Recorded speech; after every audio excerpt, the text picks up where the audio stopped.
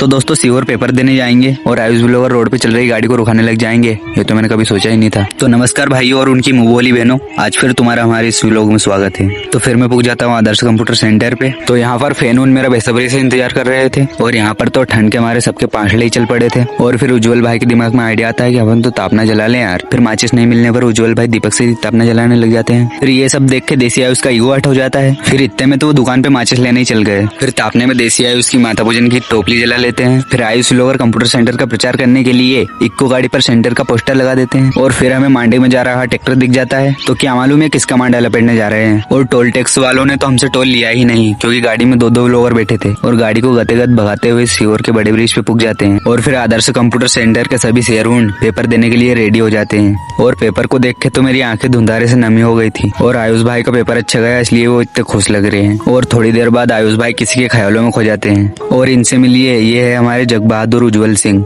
फिर गाड़ी में आयुष भाई की एंट्री होती है और हम चल देते हैं आष्टा की ओर। फिर बीच में नाश्ता करने के लिए रुक जाते हैं और फिर आयुष भाई रोड पे चल रही गाड़ी के साथ मस्ती करने लग जाते हैं। फिर गाड़ी वाला भी गाड़ी रोक देता है। फिर नाश्ता करने के बाद अपन चल देते हैं अपने सिर आष्टा की ओर। और हाईवे लाइन पे बस के साथ साथ तो पूरी जीबून भी रॉन्ग साइड चल रही थी, शायद वो भूल गए कि ये हमारी साइड नहीं है। और दोस्तों हमारा काफिला बड़ा होने के कारण हाईवे लाइन पे भी जाम लग जाता है। फिर सेंटर पे पहुंचने के बाद आयुष भाई निकालने लग जाते हैं अपनी स्प्लेंडर। और दोस्तों ट्रैफिक तो हमारे आष्टे में भी बहुत हो रहा था, जिसके कारण हम ठुकते ठुकते बचे। और फिर एक बार प्रधान जी की चाय पीने चल जाते हैं। फिर चाय पीने के बाद आयुष भाई चल दिए अपने गाँव और फिर मैं डायरेक्ट बस में लदा के आ जाता हूँ रामपुरा बड़ और पैदल ही निकल लेता हूँ मेरे गाँव की ओर। तो दोस्तों इस व्लॉग को हम यहीं समाप्त करते हैं और व्लॉग अच्छा लगा हो तो लाइक और एक प्यारा सा कमेंट जरूर कर देना।